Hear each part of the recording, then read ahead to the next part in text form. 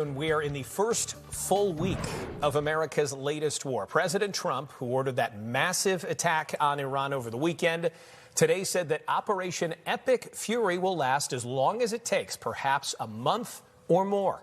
Our investigative reporter Chuck Goudie is following the late developments from Tehran, Tel Aviv, and Washington. He's joining us now from our newsroom with what's happening this afternoon. Chuck? President Trump says he determined that Iran was playing games with U.S. negotiators and the Iranians wouldn't say whether they had a nuclear weapon in the works. And so he says he had enough in order to punishing military strike. More than 1,000 targets hit the first 24 hours, according to the Pentagon, and the top leadership of that nation all dead. But it is apparently long from finished.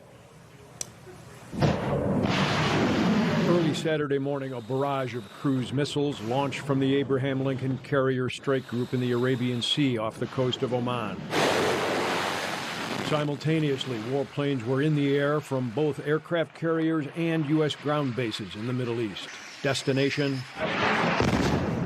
Iranian command and control facilities, military airfields, and drone hangars, known locations where Iran's top officials would be, and today this new video showing a ferocious attack on the Iranian Navy. Over the course of the last 2 days, the Joint Force has launched hundreds of missions from land and sea and delivered tens of thousands of pieces of ordnance. The effort continues to scale. This included American B-2 bombers, which again, similar to Midnight Hammer, flew a 37-hour round-trip sortie from the continental United States, dropping precision, penetrating munitions on Iranian underground facilities across the southern flank and slightly deeper. General Kane said as of this morning, 4 U.S. service members had died in the combat operation. Now it's up to 6. The Iranian Red Crescent Society says attacks on 131 Iranian cities have killed at least 555 people. Today, Kuwait mistakenly shot down 3 American fighter aircraft during a combat mission. All 6 U.S. pilots ejected and are safe in stable condition.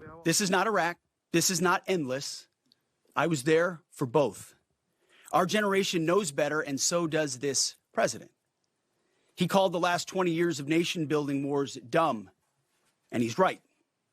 This is the opposite. This operation is a clear, devastating, decisive mission. Destroy the missile threat, destroy the Navy, no nukes. The regime already had missiles capable of hitting Europe and our bases, both local and overseas, and would soon have had missiles capable of reaching our beautiful America.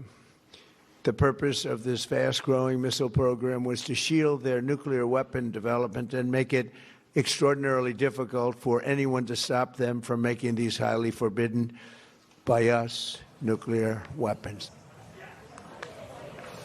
It is approaching 2 a.m. Tuesday in Tehran. U.S. Central Command here a few minutes ago saying that major combat operations continue overseas. Alex? Chuck, thank you. And this war operation started when Congress was away. So is there any chance that Congress can still have a hand in what's happening? Because a lot of people, of course, would like more representative input into what's going on. Well, some there certainly would like that as well. The U.S. Constitution gives power to only Congress to officially declare war. And even though war is what this is being called by the White House, congressional approval and declaration hasn't happened, but it rarely does.